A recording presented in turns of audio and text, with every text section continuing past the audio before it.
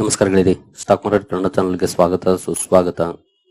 ಗೆಳೆಯರಿ, ವಿಡಿಯೋದಲ್ಲಿ ಮುಂದಿನ 5-6 ವರ್ಷಗಳಲ್ಲಿ ತುಂಬಾ ಒಳ್ಳೆ ಗ್ರೋತ್ ಆಗಬಹುದಾಗಿರುವಂತ ಒಂದು ಸೆಕ್ಟರ್ ನ ಬಗ್ಗೆ ಕವರ್ ಮಾಡ್ತಾ ಇದ್ದೀನಿ. ಆಸ್ ಯೂಶುವಲ್ ಅದು ಯಾವ ಸೆಕ್ಟರ್, ಎಷ್ಟು ಅವಕಾಶಗಳಿದೆ, ಇನ್ವೆಸ್ಟ್ ಮಾಡಿದ್ರೆ ನಮ್ಗೆ ಲಾಭ ಆಗ್ಬೋದಾ, ಯಾವೆಲ್ಲ ಕಂಪನಿಗಳು ಈ ಸೆಗ್ಮೆಂಟ್ ಅಲ್ಲಿ ಕೆಲಸ ಮಾಡ್ತವೆ, ಇವುಗಳ ಬಗ್ಗೆ ಒಂದಷ್ಟು ವಿಚಾರವನ್ನ ನಾವು ತಿಳ್ಕೊಳ್ಳುವಂತ ಪ್ರಯತ್ನವನ್ನ ಮಾಡೋಣ.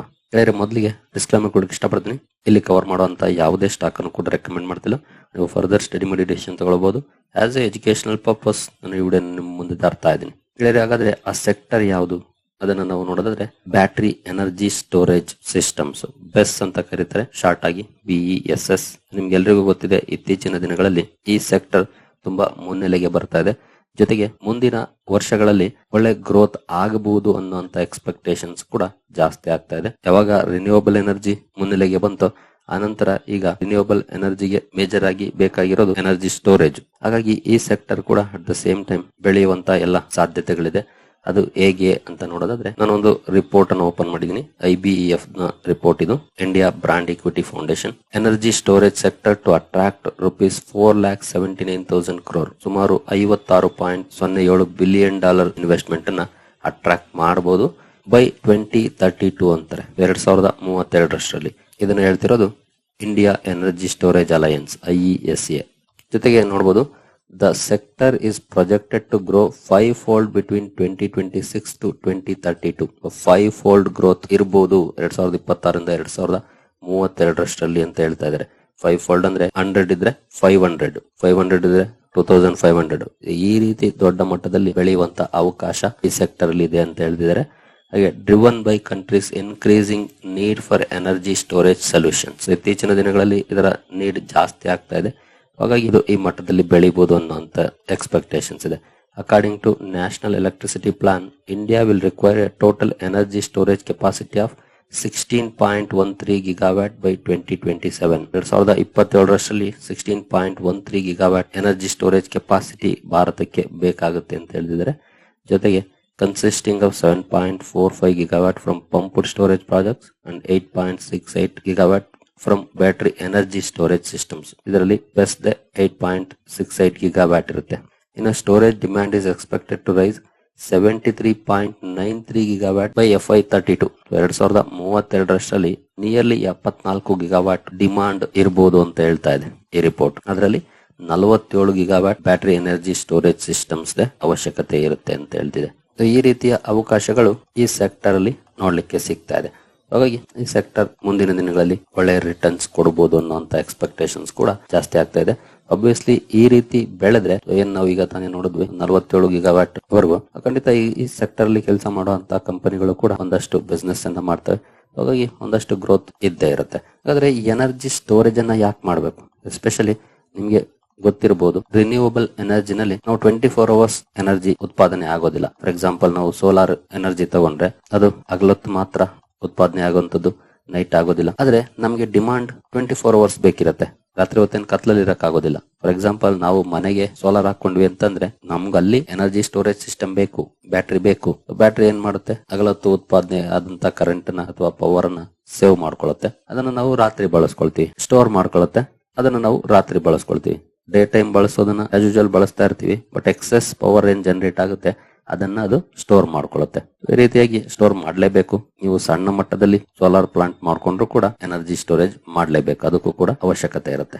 ಜೊತೆಗೆ ಈ ಬೆಸ್ ಅಲ್ಲಿ ಯಾವೆಲ್ಲ ಸೆಗ್ಮೆಂಟ್ಸ್ ಬರುತ್ತೆ ಇದನ್ನ ತಿಳ್ಕೊಳ್ಳೋದು ಕೂಡ ನಮ್ಗೆ ತುಂಬಾ ಇಂಪಾರ್ಟೆಂಟ್ ಆಗುತ್ತೆ. ನೋಡೋದು, BESS is a built on various components that work together to efficiently store, manage and release electrical energy. ಅಂದ್ರೆ ಈ ಎಲ್ಲ ಸೆಕ್ಟರ್ ಅಲ್ಲಿ ಕೆಲಸ ಮಾಡುವಂತ ಕಂಪನೀಸ್ ಕೂಡ ಇಲ್ಲಿ ಕಾಂಟ್ರಿಬ್ಯೂಷನ್ ಅನ್ನ ಮಾಡ್ತವೆ ಈ ಸೆಕ್ಟರ್ಗೆ. ಜೊತೆಗೆ ಆ ಕಂಪನೀಸ್ಗೂ ಕೂಡ ಒಳ್ಳೆ ಲಾಭ ಬರುತ್ತೆ.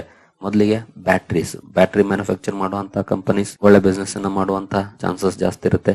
ಹಾಗೆ ಇನ್ವರ್ಟರ್, DC AC ಕನ್ವರ್ಟ್ ಮಾಡುವಂತ ಇನ್ವರ್ಟರ್ಸ್, ಇದನ್ನ ಮ್ಯಾನುಫ್ಯಾಕ್ಚರ್ ಮಾಡುವಂತ ಕಂಪನೀಸ್ ಕೂಡ ಇಲ್ಲಿ ಲಾಭವನ್ನ ಮಾಡ್ತವೆ. ನಂತರ battery management system, monitors, controls, ensuring charge and discharge safety efficiently. ಈ ಸೆಗ್ಮೆಂಟ್ ಅಲ್ಲಿ ಕೆಲಸ ಮಾಡುವಂತ ಕಂಪನೀಸ್, ಹಾಗೆ ಬ್ಯಾಟರಿ ಸೆಲ್ಸ್, ಇವೆಲ್ಲವೂ ಕೂಡ ಒಳ್ಳೆ ಬಿಸ್ನೆಸ್ ಅನ್ನ ಮಾಡ್ತವೆ ಈ ಸೆಕ್ಟರ್ ಗ್ರೋತ್ ಆದ್ರೆ. ನಂತರ energy management system, thermal management system, ಈ ಸೆಗ್ಮೆಂಟ್ಸ್ ಅಲ್ಲಿ ಕೆಲಸ ಮಾಡುವಂತಹ ಕಂಪನೀಸ್ ಕೂಡ ಇಲ್ಲಿ ಲಾಭವನ್ನು ಗಳಿಸ್ತವೆ. ಇಂತಹ ಕಂಪನೀಸ್ ಅನ್ನು ಕೂಡ ನಾವು ಐಡೆಂಟಿಫೈ ಮಾಡಿ ಇನ್ವೆಸ್ಟ್ಮೆಂಟ್ ಅನ್ನ ಮಾಡಬಹುದು. ಈ ಪೇಜ್ ಅನ್ನ ಬೇಕಿದ್ರೆ ಸ್ಕ್ರೀನ್ ಶಾಟ್ ತಗೊಳ್ಳಿ. ಈ ಸೆಗ್ಮೆಂಟ್ ಅಲ್ಲಿ ಕೆಲಸ ಮಾಡುವಂತಹ ಕಂಪನೀಸ್ ಅನ್ನು ಕೂಡ ಐಡೆಂಟಿಫೈ ಮಾಡಿ ಫಂಡಮೆಂಟಲ್ಸ್ ಎಲ್ಲಿ ಚೆನ್ನಾಗಿರುತ್ತೋ, ಎಲ್ಲಿ ನಿಮ್ಗೆ ಕಡಿಮೆ ರಿಸ್ಕ್ ಅನ್ಸುತ್ತೋ ಅಂತಹ ಕಡೆ ಇನ್ವೆಸ್ಟ್ಮೆಂಟ್ ಅನ್ನ ಮಾಡಿದ್ರೆ ಖಂಡಿತ ಒಳ್ಳೆ ಲಾಭವನ್ನು ಗಳಿಸುವಂತ ಸಾಧ್ಯತೆಗಳು ಜಾಸ್ತಿ ಆಗುತ್ತೆ. ಬಹುಶಃ ಮಲ್ಟಿಬ್ಯಾಗರ್ ರಿಟರ್ನ್ಸ್ ಅನ್ನು ಕೂಡ ನಾವು ಎಕ್ಸ್ಪೆಕ್ಟ್ ಮಾಡಬಹುದು. ಇನ್ ಕೇಸ್ ಎಕ್ಸ್ಪೆಕ್ಟೇಷನ್ಸ್ ಏನಿದೆ ಆ ನಿಟ್ಟಿನಲ್ಲಿ ಗ್ರೋ ಆದ್ರೆ ಈ ಸೆಕ್ಟರ್. ಹಾಗಾದ್ರೆ ಈ ಸೆಕ್ಟರ್ ಅಲ್ಲಿ ಯಾವೆಲ್ಲ ಶೇರ್ಗಳು ಕೆಲಸ ಮಾಡ್ತವೆ ಅದನ್ನ ನಾವೀಗ ಒಂದೊಂದಾಗಿ ನೋಡ್ತಾ ಹೋಗೋಣ. ಹೇಳಿದ್ರೆ ಮೊದಲನೇದಾಗಿ ರಿಲಯನ್ಸ್ ಇಂಡಸ್ಟ್ರೀಸ್. ರಿಲಯನ್ಸ್ ಇಂಡಸ್ಟ್ರೀಸ್ ಇತ್ತೀಚೆಗೆ battery energy storage system segment ಗೆ ಇನ್ವೆಸ್ಟ್ಮೆಂಟ್ ಅನ್ನ ಮಾಡಿದೆ. ಈ ಕಂಪನಿ ಒಂದು ಇಂಡಸ್ಟ್ರಿ, ಬರೀ ಯಾವ್ದೋ ಒಂದು ಸೆಕ್ಟರ್ ಅಲ್ಲಿ ಕೆಲಸ ಮಾಡುವಂತದ್ದಲ್ಲ, ಒಂದು ಇಂಡಸ್ಟ್ರಿ. ರಿಟೇಲ್ ಇಂದ ಹಿಡಿದು ಆಯಿಲ್ ಟು ಕೆಮಿಕಲ್ ಇಂದ ಹಿಡಿದು ಡಿಜಿಟಲ್ ಸರ್ವಿಸಸ್ ವರೆಗೂ ಕೂಡ ಕಂಪನಿ ಬಿಸ್ನೆಸ್ ಅನ್ನ ಮಾಡುತ್ತೆ. ಮುಂದಿನ ದಿನಗಳಲ್ಲಿ ಡಿಮರ್ಜ್ ಮಾಡಿದ್ರೆ ಗೊತ್ತಿಲ್ಲ, but as of now various business segments ಅಲ್ಲಿ ಕೆಲಸ ಮಾಡುತ್ತೆ. ಕೆಮಿಕಲ್ಸ್ ಅಲ್ಲಿ ಇದೆ, ರಿನ್ಯೂಯಬಲ್ ಎನರ್ಜಿನಲ್ಲೂ ಕೂಡ ಕೆಲಸ ಮಾಡುತ್ತೆ, ಈಗ ಬ್ಯಾಟರಿ ಎನರ್ಜಿ ಸ್ಟೋರೇಜ್ ಸಿಸ್ಟಮ್ ಅಲ್ಲೂ ಕೂಡ ಕೆಲಸ ಮಾಡುತ್ತೆ. ವೇರಿಯಸ್ ಇಂಡಸ್ಟ್ರೀಸ್ ಅಲ್ಲಿ ಕೆಲಸ ಮಾಡುತ್ತೆ. ಇಂಥ ಇಂಡಸ್ಟ್ರೀಸ್ ಅಲ್ಲಿ ಇನ್ವೆಸ್ಟ್ ಮಾಡಿದಾಗ ಸ್ವಲ್ಪ ರಿಸ್ಕ್ ಕಡಿಮೆ ಇರುತ್ತೆ, ಜೊತೆಗೆ ಒಂದು ಲಾರ್ಜ್ ಕ್ಯಾಪ್ ಕಂಪನಿ, ಆ ಒಂದು ಅಡ್ವಾಂಟೇಜ್ ಕೂಡ ಇರುತ್ತೆ. ಇಂಟ್ರೆಸ್ಟ್ ಇರೋರು ಬೇಕಿದ್ರೆ ಸ್ಟಡಿ ಮಾಡಬಹುದು ಈ ಕಂಪನಿನ. ಬಟ್ ಇಲ್ಲಿ ನಿಮ್ಗೆ ಸ್ಮಾಲ್ ಕ್ಯಾಪ್ ಸ್ಟಾಕ್ ತರ ವರ್ಷದಲ್ಲಿ 100, 200, 300% ರಿಟರ್ನ್ ಸಿಗೋದಿಲ್ಲ. 5 ವರ್ಷದಲ್ಲಿ 100% ರಿಟರ್ನ್ ಸಿಕ್ಕರೆ ಅದು ಬೆಸ್ಟ್ ರಿಟರ್ನ್ಸ್ ಇಲ್ಲಿ. ಯಾಕಂದ್ರೆ ರಿಸ್ಕ್ ಕಡಿಮೆ ಇರುವಂತ ಕಡೆ ರಿಟರ್ನ್ಸ್ ಕೂಡ ಕಡಿಮೆ ಇರುತ್ತೆ. ಆ ವಿಷಯ ನೆನಪಿರ್ಲಿ. ಸ್ಮಾಲ್ ಕ್ಯಾಪ್ ರಿಸ್ಕ್ ಜಾಸ್ತಿ ಇರುತ್ತೆ, ಬಿದ್ರೆ 80% ಕೂಡ ಬೀಳ್ತವೆ. ಬಟ್ ಇಲ್ಲಿ ಆ ರೀತಿಯ ದೊಡ್ಡ ಮಟ್ಟದ ಕರೆಕ್ಷನ್ ಬರೋದಿಲ್ಲ. 20% ಅಥವಾ 30% ಬಿದ್ರೆ ಅದೇ ಹೆಚ್ಚು. ಇನ್ವೆಸ್ಟ್ ಮಾಡ್ಬಿಟ್ಟು ವರ್ಷ ಆದ್ರೂ 50% ರಿಟರ್ನ್ ಸಿಗ್ಲಿಲ್ಲ ಅಂತ ಡಿಸಪಾಯಿಂಟ್ ಮಾಡ್ಕೊಳ್ಳೋದಾದ್ರೆ ದೂರ ಇದ್ಬಿಡಿ. ಯಾಕಂದ್ರೆ ವರ್ಷದಲ್ಲಿ ಕೆಲವು ಸಲ 10% ಮೂವ್ ಆಗೋದಿಲ್ಲ, ಬಟ್ 5 ವರ್ಷದಲ್ಲಿ ಯಾವತ್ತೋ ಒಂದ್ ವರ್ಷ ಒಳ್ಳೆ ಮೂವ್ ಆಗುತ್ತೆ, ಆಗ ಒಳ್ಳೆ ರಿಟರ್ನ್ ಸಿಗುತ್ತೆ. 5 ವರ್ಷದಲ್ಲಿ ಡಬಲ್ ಆಗುವಂತ ಚಾನ್ಸಸ್ ಇರುತ್ತೆ ಈ ಸ್ಟಾಕ್ ಗಳಲ್ಲಿ ಅಷ್ಟೇ. ಅದಕ್ಕಿಂತ ಜಾಸ್ತಿ ಆದ್ರೆ ಅದು ನಮ್ಗೆ ಲಾಟ್ರಿ. ನಮ್ಗೇನು ಅಟ್ಲೀಸ್ಟ್ 5 ವರ್ಷದಲ್ಲಿ ಡಬಲ್ ಆದ್ರೂ ಸಾಕು. ಆ ರೀತಿಯ ರಿಟರ್ನ್ಸ್ ಅನ್ನ ಕೊಡಬಹುದಾಗಿರುವಂತ ಸ್ಟಾಕ್. ಹಾಗಾಗಿ ಆ ನಿಟ್ಟಿನಲ್ಲಿ ಆ ವಿಷಯಗಳು ಕೂಡ ನಿಮ್ಗೆ ಗೊತ್ತಿರಬೇಕು ಇನ್ವೆಸ್ಟ್ ಮಾಡೋದಕ್ಕೆ ಮುಂಚೆ. ಯಾಕಂದ್ರೆ ಇನ್ವೆಸ್ಟ್ ಮಾಡಿದ್ಮೇಲೆ ಸ್ಟಾಕ್ ಮೂವ್ ಆಗ್ತಿಲ್ಲ ಅಂತ ಡಿಸಪಾಯಿಂಟ್ ಮಾಡ್ಕೊಳ್ಳೋದಲ್ಲ. ಇನ್ವೆಸ್ಟ್ ಮಾಡೋ ಮುಂಚೆ ಗೊತ್ತಿದ್ರೆ ಕ್ಲಾರಿಟಿ ಇರುತ್ತೆ.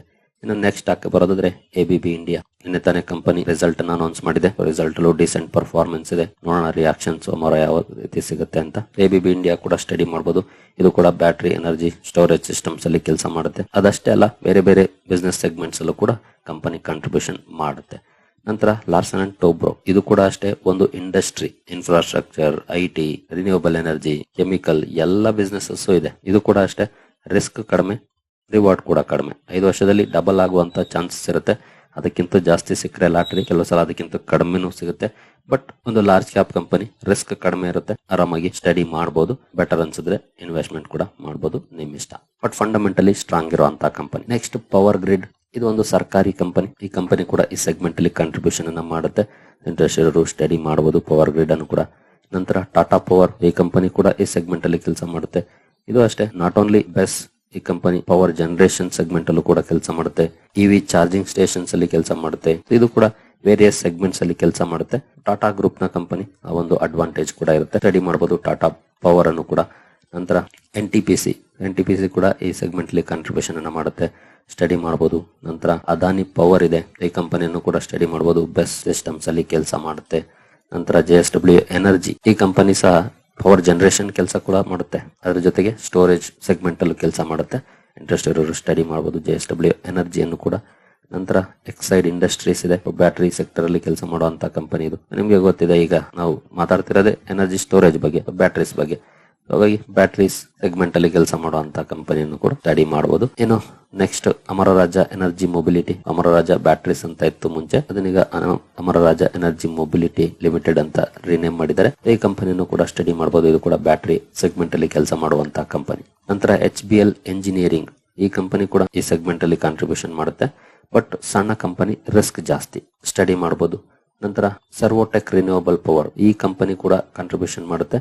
ಬಟ್ ಇದು ಕೂಡ ಸಣ್ಣ ಕಂಪನಿ, ರಿಸ್ಕ್ ಜಾಸ್ತಿ, ಜೊತೆಗೆ ಕಂಪನಿ ಮ್ಯಾನೇಜ್ಮೆಂಟ್ ಮೇಲೆ ಕೆಲವೊಂದು ಆರೋಪಗಳಿದಾವೆ. ಆ ಆರೋಪಗಳಿನ್ನೂ ಸಾಬೀತಾಗಿಲ್ಲ. ಬಟ್ ಇನ್ ಕೇಸ್ ಸಾಬೀತಾದ್ರೆ ಸಮಸ್ಯೆಗೆ ಸಿಗಾಕೊಳ್ಳುವಂತಹ ಚಾನ್ಸಸ್ ಇರುತ್ತೆ. ಹಾಗಾಗಿ ಕೇರ್ಫುಲ್ ಆಗಿರ್ಬೇಕಾಗುತ್ತೆ ಇಂತಹ ಸ್ಟಾಕ್ ಗಳಲ್ಲಿ ಇನ್ವೆಸ್ಟ್ ಮಾಡೋ ಮುಂಚೆ. ವಿಷಯಗಳು ಗೊತ್ತಿರಬೇಕು. ಗೊತ್ತಿದ್ದಾಗ ನಮ್ಮ ರಿಸ್ಕ್ ತಕ್ಕಂತೆ ಡಿಸಿಷನ್ ತಗೊಳ್ಬೇಕು, ಇನ್ವೆಸ್ಟ್ಮೆಂಟ್ ಅನ್ನ ಮಾಡಬೇಕು. ಬೇಡವಾ ರಿಸ್ಕ್ ಬೇಡವಾ ಅವಾಯ್ಡ್ ಮಾಡಬೇಕು. ಈ ಎಲ್ಲ ಶೇರ್ಗಳು ಕೂಡ ಕೆಲಸ ಮಾಡ್ತವೆ ಬ್ಯಾಟರಿ ಎನರ್ಜಿ ಸ್ಟೋರೇಜ್ ಸಿಸ್ಟಮ್ಸ್ ಅಲ್ಲಿ.